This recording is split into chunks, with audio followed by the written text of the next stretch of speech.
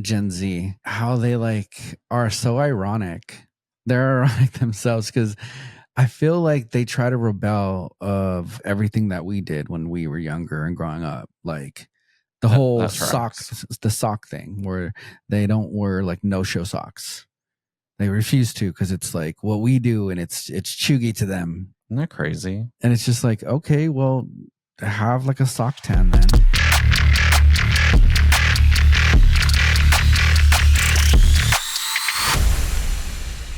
What's up, friends? Welcome back to the Number 2 podcast. I'm Glenn. I'm Simi. This episode is going to be great. Really good. Oh, we're so positive today. How's your week, Simi? It was good. Well, how can we get it good to great? Candy. Literally, I was thinking just about food. Yeah. We're both just feed me, please. Please feed us. We're both on a health journey again. I think everyone's on a health journey. We're on a yo-yo health journey. We don't have yo-yos, but we are yo-yoing with our fitness. We went to the gym last night, did pretty good, lifted some weights. Yeah. Took a 30-minute running class. Well, I didn't run, but I did. It's pretty extreme, the difference in heart rate. I just kept looking over at your heart rate and it was 150, 160, like in the red. And mine was 1. You were just walking the whole time. But I was walking uphill. Yeah, and I was running and I was walking uphill. Yeah, you were doing like when I wasn't running. Sprints and stuff. But yeah, I would say that if we were going on this at the same pace, mine would probably still be a little bit more elevated than you. Yeah. Because I am out of shape. Not for long. Do you like running? Yeah. I would say that that's probably like my go-to, or it used to be. It used to be my go-to. I would work out like a little bit and then running would be like the thing. And then the sauna would also be the thing. Love a good sauna. Love a good sauna. The better. Stay tuned for updates from our health journey. What are some of the topics you wanted to talk about today? I don't know. I just kind of wanted to have a conversation. Life has been pretty crazy lately. I think our listeners are probably interested in what's going on with all the madness. I would say that we never even touched on Trump getting shot. Ooh, we getting political. I mean, we don't get political on this podcast, but that's pretty crazy. Big. That's pretty big news. Yeah, that was crazy. It's pretty unbelievable in 2024. I mean, I was shook. I thought it was fake. I saw it on Twitter first, and I was like, "Shut up!" And then I clicked on it, and I was like, "Oh my gosh, it's wild." It's wild. And then you see some of the pictures where like he turns his head, and that's literally the only reason why he's still here. Like, and thank God, because like, yeah, I mean, that should happen to nobody ever. But yeah, I just thought that was wild that something like that could happen. A lot of people are saying that it was like a conspiracy that, you know, I mean, we're not going to get into it. I don't think so. I don't think like. No, it's too serious. No, that's too serious. But a lot of people are just like, this is just, it's not making sense. And, you know, you hear all these conspiracy theories, but I mean, yeah, it's just, I don't know. I feel like half the time when stuff happens with Trump, it's just like, wait, is this real life? Is this really happening in I don't know, the era that I'm living in right now? Why do you think the Pope travels in that glass box? The same reason, probably. But the president doesn't. I mean, there should have been wouldn't you think protection. Don't you think there's more threat to a world leader than there is to a religious leader? I mean, probably the same, but I would say that, like, hello, you're the Secret Service. Like, how did that happen? This is a dumb question, and I've never even thought of this before, but are the people that guard the Pope armed? Oh, I don't know. That's interesting.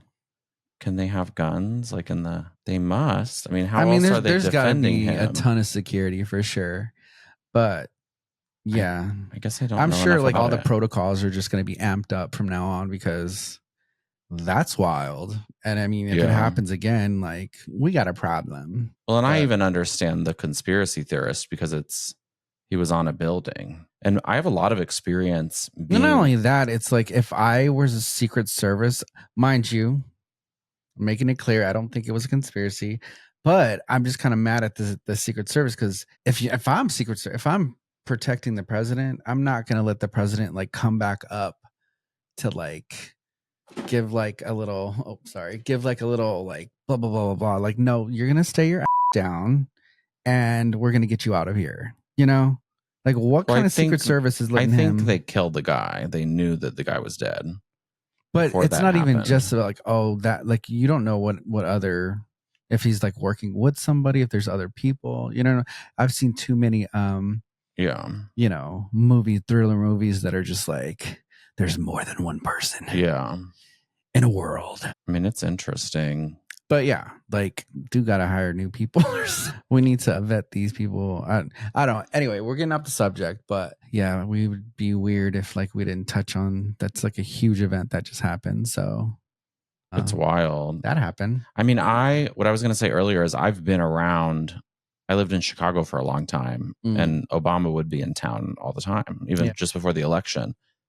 And they don't mess around. I mean, they didn't care if you're late. I mean, they have literal machine guns on all the corners when you're close to him. So the fact that you know what I mean? Like, I don't know. It's just interesting. And maybe it's because it's probably budget cuts, because not the budget. Well, he's not. They're like, we are in a recession, so we can't have that many.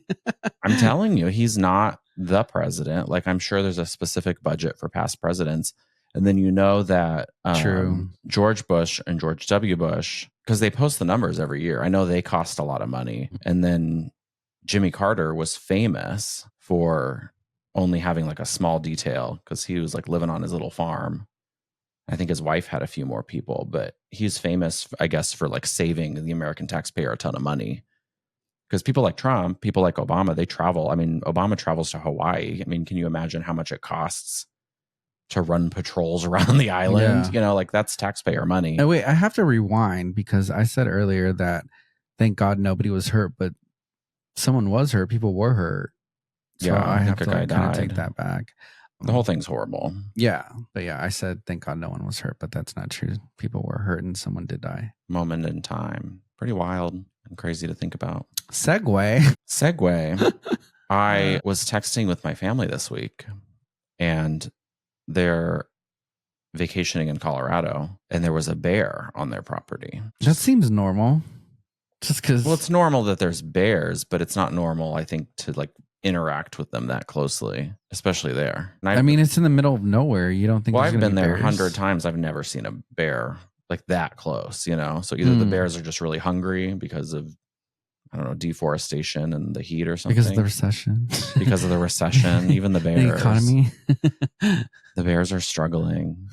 So I was talking to my older sister who's not on vacation with them, and I said, well, what would you have done? And she goes, I'm not scared of the bears because I know that I'm not destined to go out that way. I was like, what? Like, that's confidence. I mean, wasn't it a black bear? I know it was definitely not a grizzly. A grizzly, I think I would be like super scared. A black bear, I would feel like I would I don't know. fight, but I think you just do something different if it's a black bear. What are the types of bears? Grizzly and a black bear. Polar. Bear. There's not going to be any polar bears in Colorado. Not in Colorado. Unless there's a migration. Are there other bears? Build-A-Bear? I don't think so. I mean, I wouldn't know how to identify one if I saw one. Bear? Gay bear. Speaking of gay bears and politics. God, this is a really controversial podcast. Grindr, which if you don't know what that is, it's an app for bears. For bears. Look it up on your own time. Posts apparently their usage data during the Republican convention, which just ended. Ba-da-doop.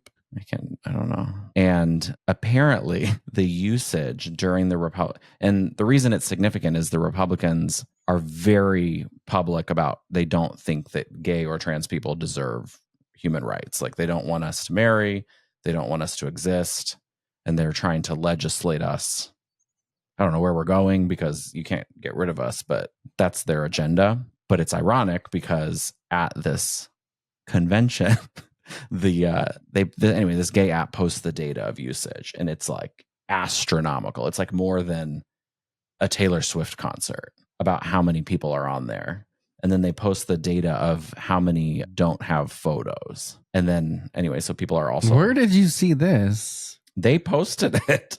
And then the news Like picked up the story. on like Instagram, you follow Grindr or something? No, it came up as I don't know, it was not C-SPAN, but one of the CNET or whatever news story. And I guess they did it last year too, just to prove a point. You know what I mean? Because it is significant news. It's how can you say this is one thing, but then everybody at the convention is having some DL activities. But it's they post the data about usage, profiles, down low, no photo profiles, messaging, and then they're comparing it to other events that are actually for that community. I don't know. It's just interesting. Well, it's just interesting. So something to take in. That's the hot news. It'd be like that sometimes. The irony of this world is just sometimes blows my mind. I mean, it's wild. In 2024, that's even a priority. Yeah. What blows my mind too is Gen Z and how they just which generation is that? I don't know. It's a young generation. Over 18. It's I could probably 30. be their parent type of generation. Yeah. But how they are so ironic. They're ironic themselves because I feel like they try to rebel of everything that we did when we were younger and growing up. The whole sock thing where they don't wear no-show socks. They refuse to because it's what we do and it's chuggy to them. Isn't that crazy? And it's just okay, well, have a sock tan then. Go ahead. Go ahead. It's hella hot right now in LA. Have a sock tan then. Have a sock tan. Go ahead. Do it. Do it. I'll buy you sunscreen. I'll pay for your tanning. What else is sorry, what were you gonna say? I never wore long socks because it gets rid of your businessmen who wear long socks, they wear dress slacks and long socks, then they don't have hair. Oh yeah, it that's rubs one off of the the hair. things. And I was always paranoid. Yeah, it pulls the hair, and then you have this weird patchy situation going on. Not weird. Yeah, and then just I don't know. It's a lot of them are the ironic uncle. That style. It's this. Yeah. I don't know. I kind of like it though. It's cool. I'm not hating on it, but it's the whole. Well, didn't they have this thing where you can't part your hair on the side? You got to part it in the middle, or. I don't know that I know anybody that is Gen Z. That's the scary thing. That's how I know I'm a millennial. Dude, we should have a conversation with someone from Gen Z. If you listen to this podcast and you're Gen Z and you have some opinions, we need to make a friend.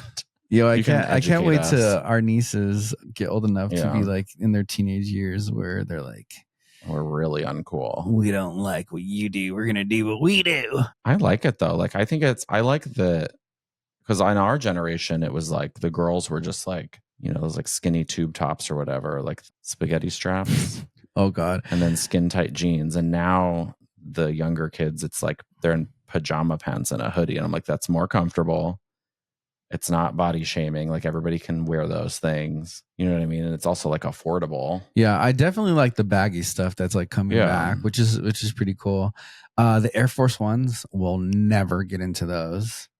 Never. I never cared about shoes, but it's just clunky. It looks like you're wearing a brick on your foot. The fact that Crocs are cool now is pretty wild. I've always liked Crocs though. Those when I grew up, it was that was social suicide if you wore Crocs. True. It was like that, but I kind of always liked Crocs. Super comfortable, chill. If you wear Crocs, I probably want to have a conversation with you. I probably like you, and you probably can hold a decent conversation, or at least that's what you look like. You'd be chill. Yeah, exactly. What shoe would be someone that is a dick? Air Force Ones. Air Force Ones. They're just so out of touch. I would never be able to do that. For me, it's the Birkenstock clog. Oh no, I like that. That's chill too. I don't know. Those people, it's it's an elevated croc, and you're who are you trying to be? No, it is. What's your story? Why are you too cool? Those just look like you read a book and you're too smart to talk to me. I don't know. Just kidding.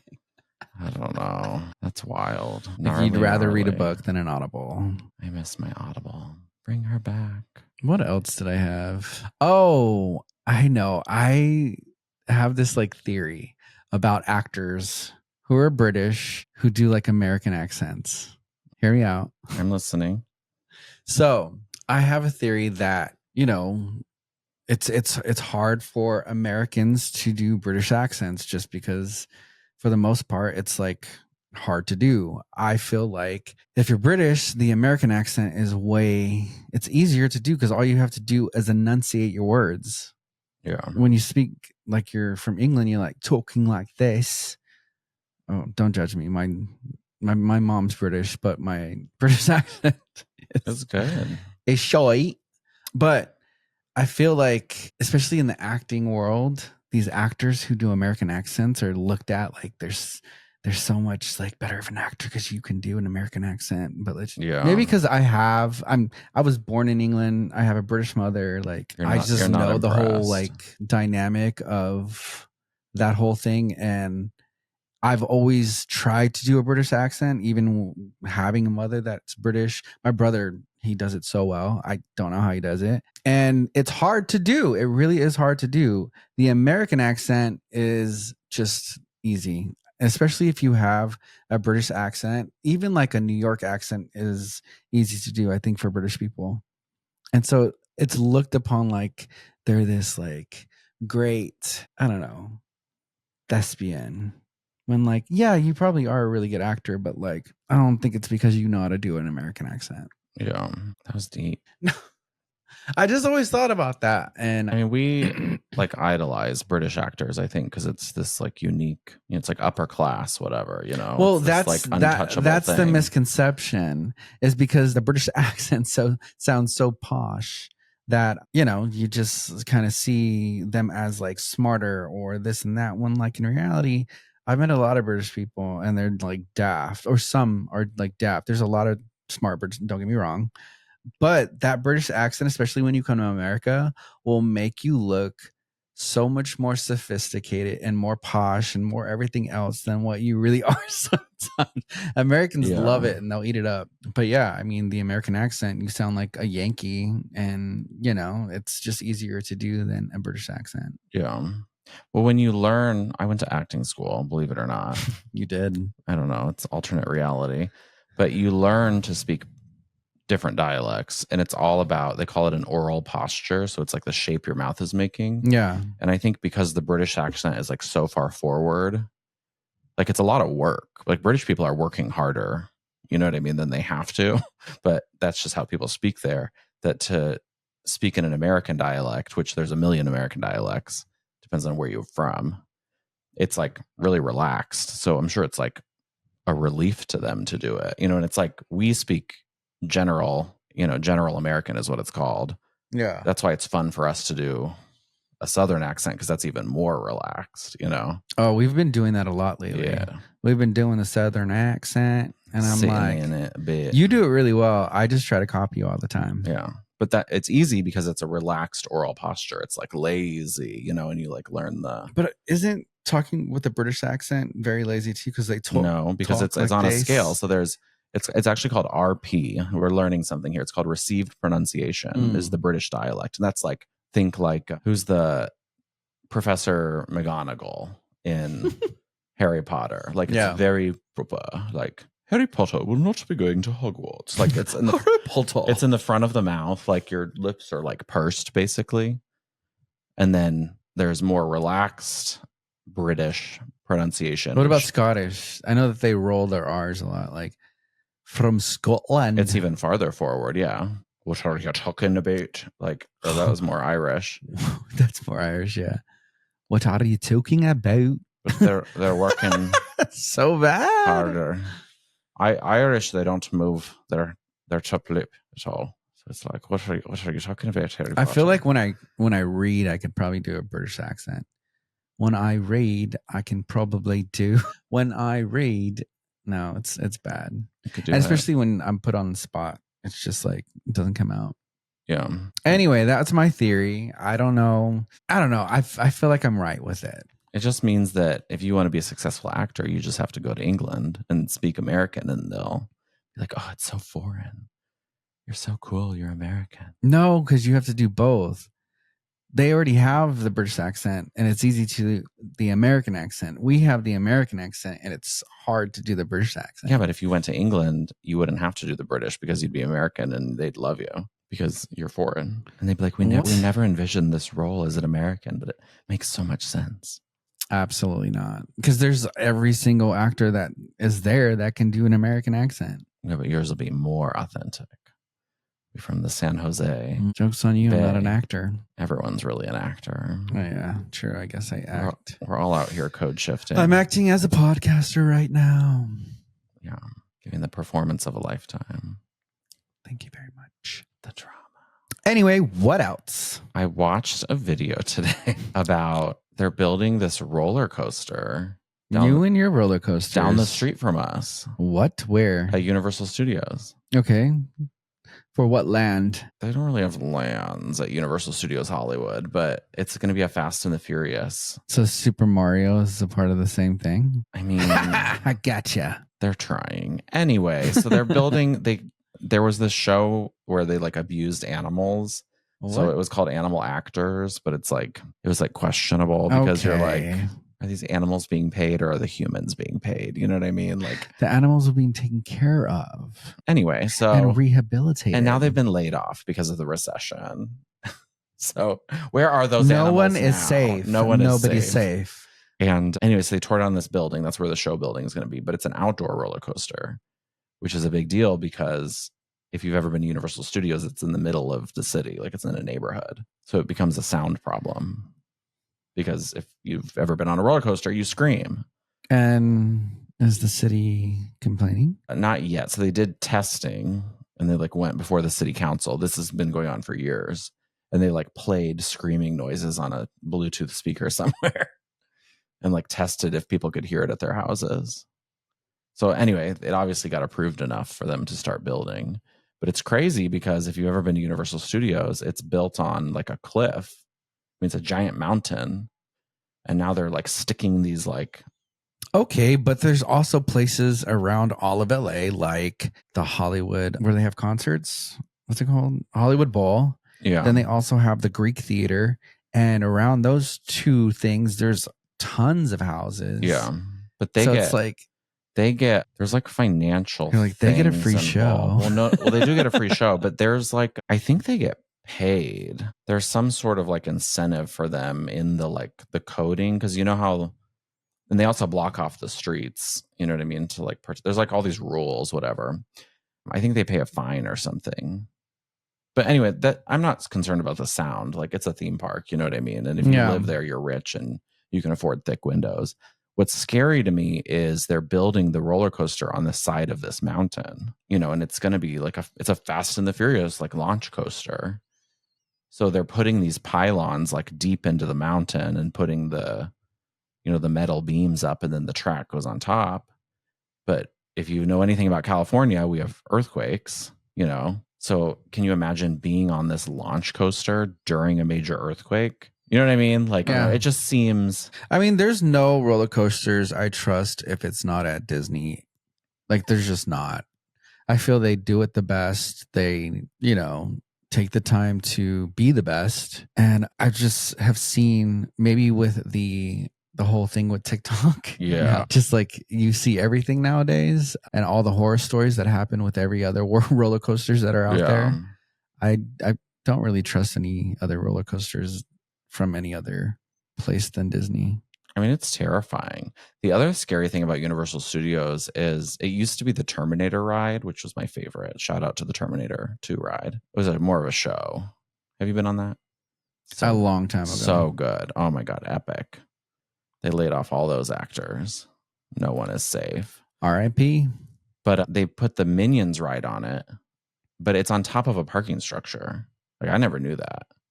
And then somebody told me, and I it made sense in my head. And I'm that's scary because it's a giant motion simulator on top of literal just concrete, and obviously they have engineers that look at it, but I don't know. Well, just ride at your own risk is what I always say. Yeah. Is what I always say. And it doesn't all, it's scary. Remember, so where I grew up in Kansas City, they opened a water park called Schlitterbahn. Sounds fun. And they built the world's tallest water slide. And remember, it killed that kid. He wasn't tall enough to ride, but somehow he got through. His parents were like, "Hey, it's fine." And they went down and like something went wrong. And then the kid got beheaded. All right. This is taking a different direction. Just saying. On the number 2 podcast, we're here to make you have a great day, laugh, and be positive. No beheadings going on here. Just informing the public. That don't go to these fans. places unless it's Disney. We are not sponsored by Disney, but we'll take a coupon. Speaking of Disney, what's up with the whole disability thing that's going on? It's crazy. Like, okay, so they took the disability stuff away. So, because you explained this to me, and I was just, I don't know anything about it. I still kind of don't know anything about it. And I was kind of shocked because there's a lot of people who are abusing it or did abuse it. They took it away, and now only certain people can have it. And then people who are actually handicapped are still complaining, even though they still get special treatment. Pretty much. I mean, it's wild. I mean, Disney's had a couple different programs to help people. Like, they're always trying to be inclusive.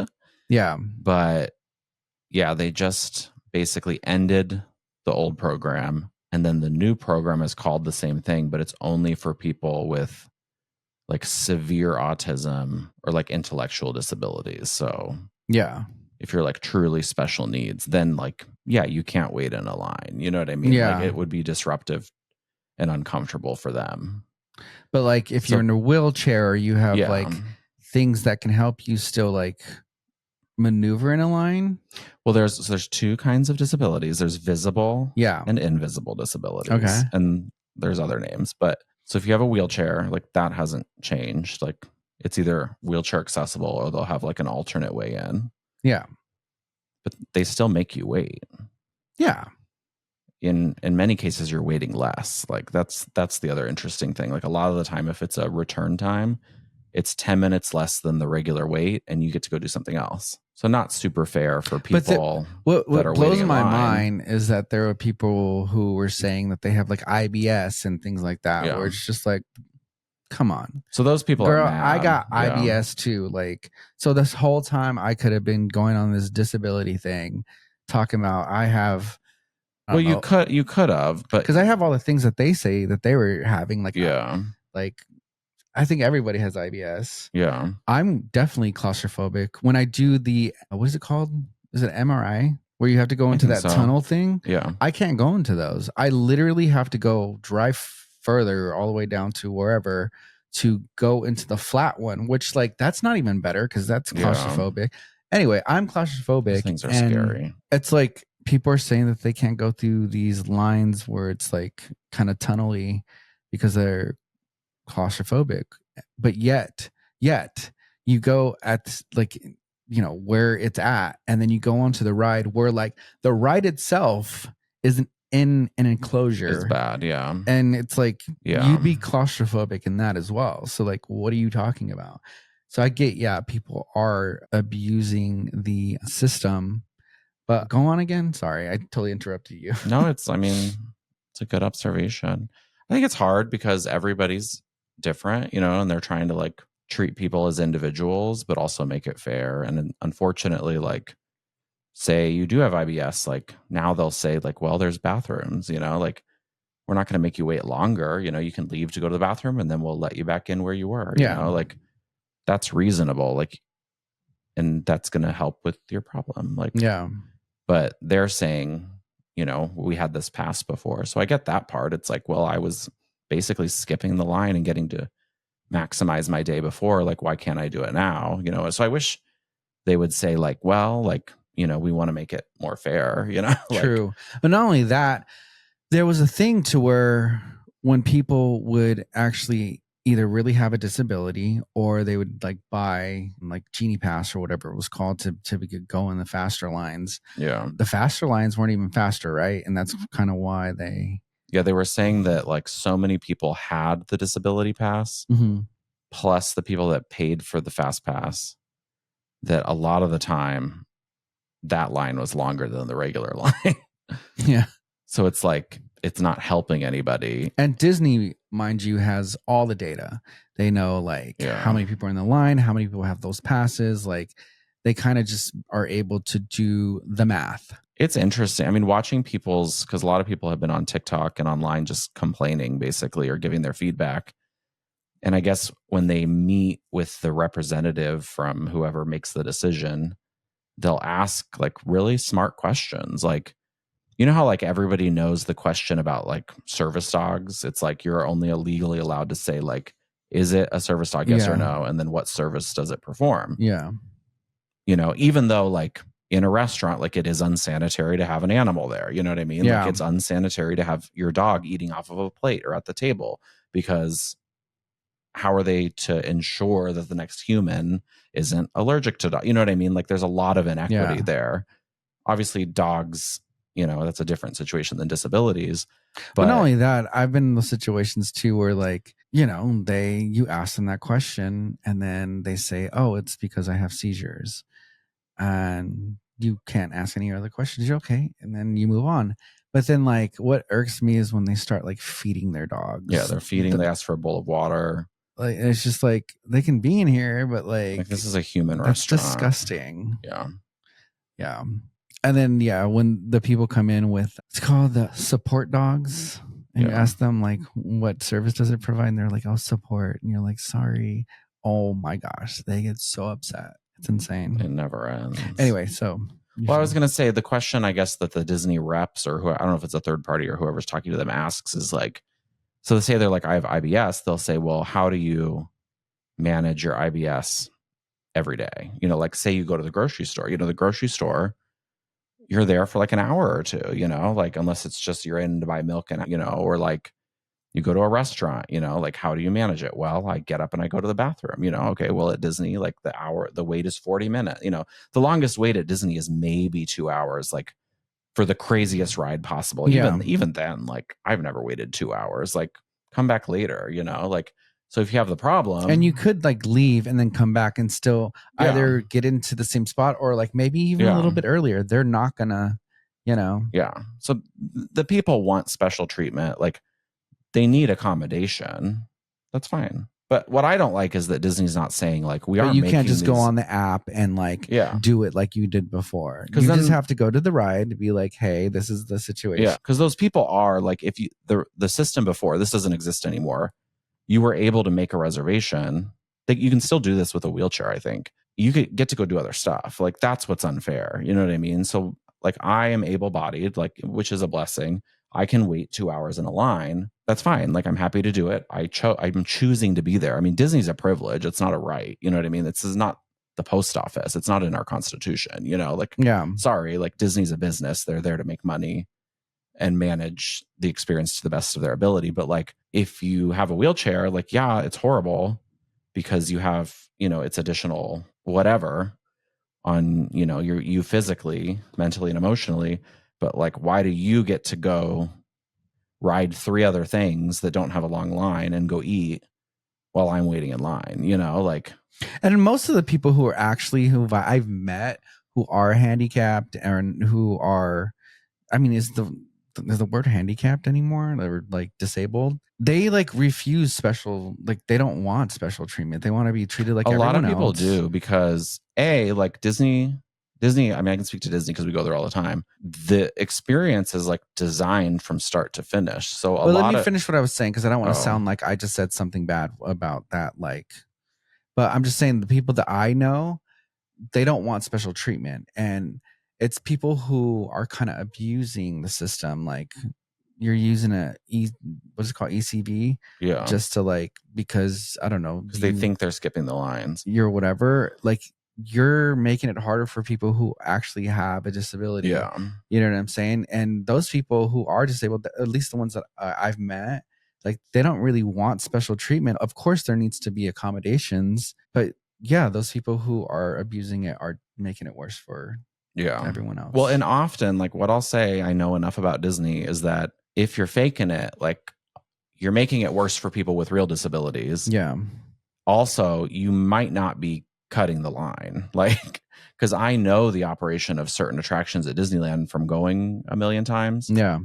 And from knowing people that work there. And like a lot of the time it's inconvenient because the thing is not designed for that. You know, it's like they've had to create this system and staff it and do all these things to say we offer something when like the thing's handicap accessible, you know what I mean? But then too many people are complaining. Yeah. And they need to like psychologically think they're skipping the line to accommodate that population of people. I mean, it's the whole thing is crazy, you know. So because all the lines and all the everything, they're all handicap accessible, right? Not at Disneyland, no. Which ones aren't? So Disneyland's an interesting place. It was built in 1955. Well, it was built before 1955, but that's when it opened. So a lot of stuff is what's the word? Grandfathered in, basically. Yeah. It's really interesting. I always wondered why they didn't update certain things, and I found out it's because of that. So like if you've ever been to Disneyland, in Fantasyland, there's like a ton of rides like on top of each other. Yeah, like basically. Peter Pan. Yeah, so Peter Pan is underneath Alice in Wonderland. So they could not, like if say they tore it down and wanted to redo it, they couldn't build it that way again because of things like exit routes, ADA accessibility, like so like those lines are not accessible, so they have an alternate thing. Okay. But even from like a fire code perspective, like they couldn't build it because it's not safe to have like rides on top of each other. Yeah.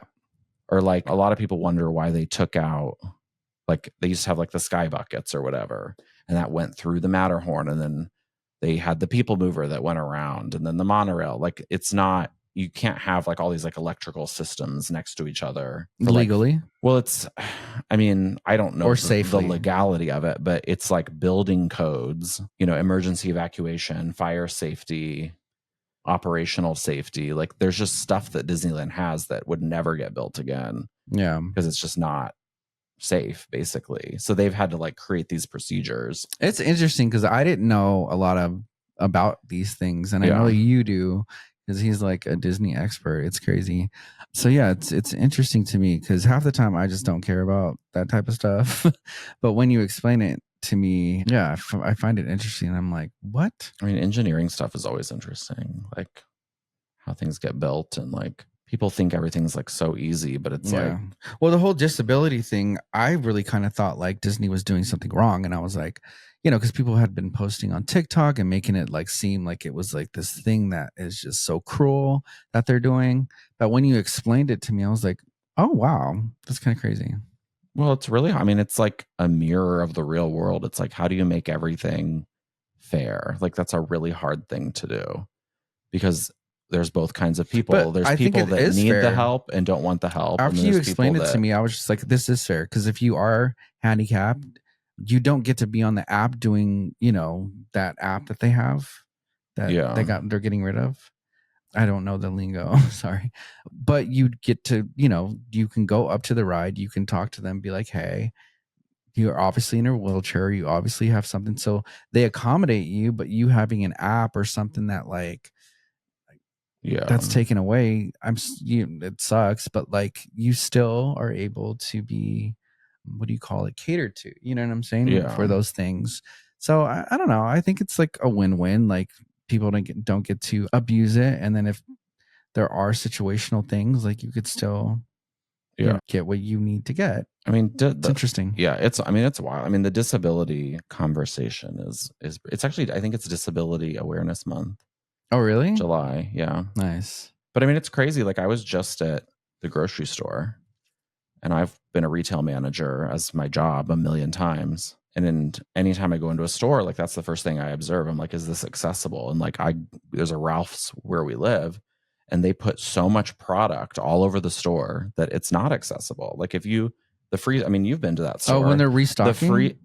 No. Well, that's the Walmart by us does not follow the code either. Because if you were in a wheelchair or you like had a walker, there's a lot of aisles you just can't get down. Yeah. But the Ralph's is really bad. Like if you had a wheelchair, you couldn't go down. All of their freezer aisles, they put product in the middle of the aisle. Oh, I see. So can you imagine if you're going to buy ice cream and you're in a wheelchair, you can't go down the aisle. Mm-hmm. And then, you know, it's a Ralph. So who are you going to talk to? You know, like they're not going to help you. They're just going to look at you like you're crazy. So there's huge issues. That's like visible disabilities. That's not even. Oh my God. I'm just thinking about something. Have you seen the Paralympics TikTok? Yeah, no comment. Straight to hell. Straight to hell. Straight to hell. Wild and on the TikTok. Don't look it up. Anyway, yeah, that's an interesting topic. Anyway, friends, thanks for listening to this episode of the Number 2 podcast. We hope you guys have been enjoying our episodes. We are twice a week, Mondays and Fridays for the most part. Some skips. No, here and we're there. not skipping. Feel free to comment below. We hope you had a good week. Also, thank you to Road for... A shout out to Road. You probably can't see this. Can you see this? We got the arms out. Check our links below. For great product. You guys can always chat with us on Instagram, Glenncation, or at Similion. We love to hear from you guys. We post daily clips and love to hear your feedback. This has been another episode of the Number 2 Pod. See you later. See you later. Bye, July. Bye, Julember.